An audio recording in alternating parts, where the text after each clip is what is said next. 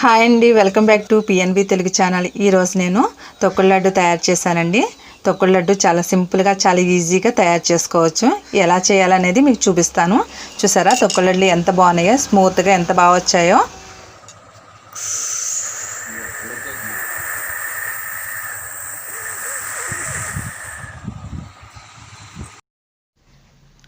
తొక్కుడు లడ్డుకి కావాల్సిన పదార్థాలు: 1 కప్పు శనగపిండి, 1/2 కప్పు పంచదార, బెల్లం 2 కలిపి తీసుకున్నానండి, టేస్ట్ బాగుంటుందని చెప్పేసి. ఇలాచీ పౌడర్, డీప్ ఫ్రైకి సరిపడా ఆయిల్.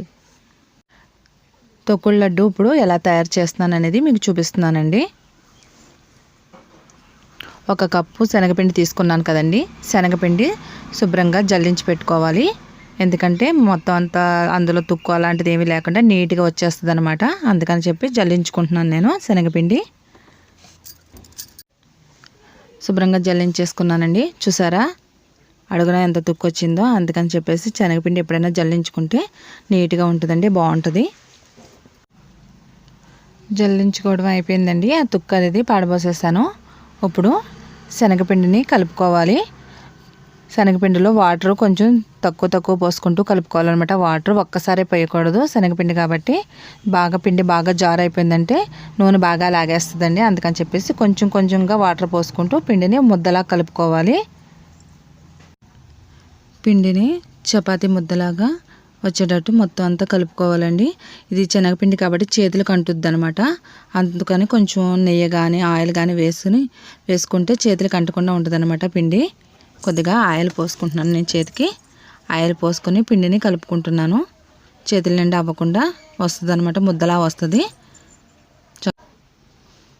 పిండి చూసారా ఇలాగ రౌండ్గా ముద్దలా ఎలా వచ్చేసిందో, ఆయిల్ రాసుకోవడం వల్ల చేతికి అంటకుండా అలా వచ్చేస్తుందండి నీట్గా. ఇప్పుడు చక్రాల గిద్దెని తీసుకొని దీంట్లో లోపల పిండి అనేది అంటకుండా ఉండాలంటే కొంచెం ఆయిల్ కానీ నెయ్యి కానీ రాసుకోవాలి. నేను కొంచెం ఆయిల్ రాసుకుంటున్నానండి. ఆయిల్ పాముకొని రౌండ్గా ఏళ్ళతో లోపలికి ఆయిల్ పాముకోవాలి. పామిన తర్వాత ఆ ముద్దని చక్రాల గిద్దెలో పెట్టుకోవాలి.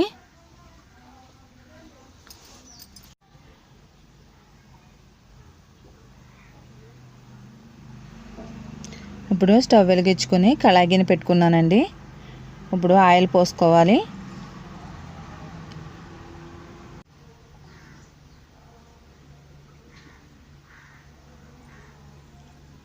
ఆయిల్ బాగా వేడెక్కాలండి, లేకపోతే నూనె బాగా లాగేస్తుంది అనమాట.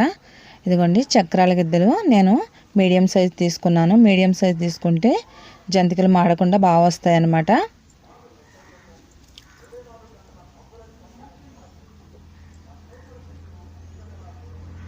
ఆయిల్ వేడైందండి. ఇప్పుడు జంతికలు ఒత్తుకుంటున్నాను. కరెక్ట్గా రౌండ్గా వచ్చే పనే లేదండి. మామూలుగా ముక్కల్లా వచ్చినా పర్వాలేదు, ఏమీ కాదు. లైట్గా కలర్ వస్తే చాలండి, బాగా మాడకూడదు జంతికలు అనేవి. జంతికలు బాగా మాడితే తొక్కుడు లడ్లు అనేవి గట్టిగా వస్తాయండి, స్మూత్గా రావు. అందుకనే లైట్ కలర్ వస్తే సరిపోతుందండి. చక్కగా కలర్ వచ్చినాయి చూసారా, లైట్ కలర్ సరిపోతుందండి. అలాగా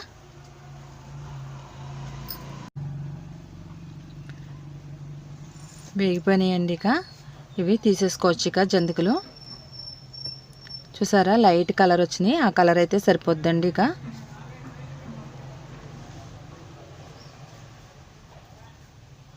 ఒక ప్లేట్లో తీసుకొని మొత్తం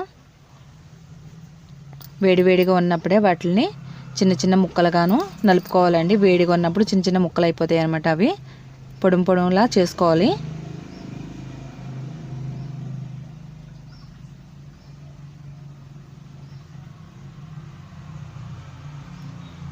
చూసారండి ముక్కల్లా వచ్చినాయి కదా. ఇప్పుడు వాటిని మిక్సీ జార్లో వేసుకొని మెత్తగా మిక్సీ పట్టుకోవాలన్నమాట.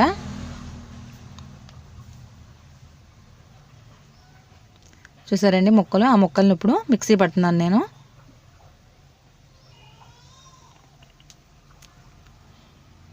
అదిగోండి మెత్తగా పిండిలా ఎలా వచ్చిందో చూసారా, మెత్తగా వచ్చింది కదండి. ఇక తీసేస్తున్నాను.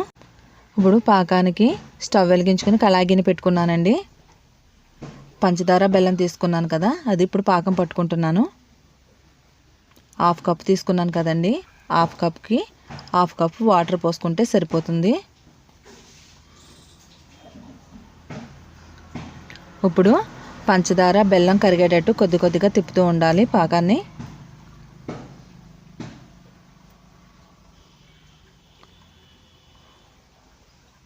పాకం దగ్గరకు వస్తుందండి. ఇప్పుడు కొద్దిగా యాలక్కాయల పొడి వేసుకుంటున్నాను. దీనికి ఈ పాకానికి ముద్ర పాకం అవసరం లేదండి, లేత పాకం అయితే సరిపోతుందన్నమాట. తిప్పుతూనే ఉండాలండి, పాకం అడగంటకుండా తిప్పుతూనే ఉండాలి. పాకం వచ్చిందో లేదో చూస్తున్నానండి. తీగ పాకంలా వచ్చింది కదండి, పాకం సరిపోతుందండి. ఇప్పుడు మనం మిక్సీ చేసుకున్న పిండి ఉంది కదండి, ఆ పొడిని అందులో వేసి కొద్ది కొద్దిగా వేసి తిప్పుతూ ఉండాలన్నమాట. ఇప్పుడు దాన్ని ఉండలు లేకుండా నలుపుకొని అందులో వేసుకొని తిప్పుకోవాలన్నమాట. పాకంలో వేసి కొద్ది కొద్దిగా వేసుకుంటూ తిప్పుతూ ఉండాలన్నమాట అండి.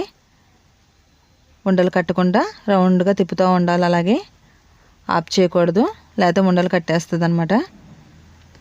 పిండి మొత్తం కలిసేటట్టు దగ్గరికి తిప్పుతూ ఉండాలన్నమాట అండి. పిండిని అలా తిప్పుతూనే ఉండాలండి. పిండి దగ్గర పడిపోద్ది, మనకు అర్థమైపోతుంది అనమాట. పిండి దగ్గరికి వచ్చేస్తుంది, కళాయి గిన్నెలో మొత్తం అంతా దగ్గరికి ఉండలా వచ్చేస్తుంది. అప్పుడు మనకి రెడీ అయ్యిందని అనేది మనకి అర్థమైపోతుంది అనమాట. చూసారా పిండి ఎలా దగ్గరికి వచ్చిందో.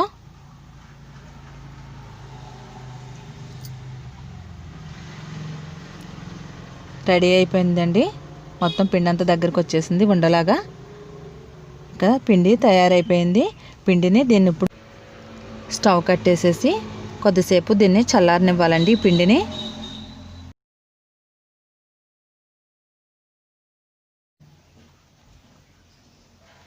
పిండి చల్లారిందండి. ఇప్పుడు కొంచెం వేడి ఉంది, లైట్ వేడి మీద ఉండలు చుట్టుకుంటే సరిపోతుందండి. స్మూత్గా వస్తాయి ఉండలు. చూసారా ఎంత స్మూత్గా వచ్చాయో.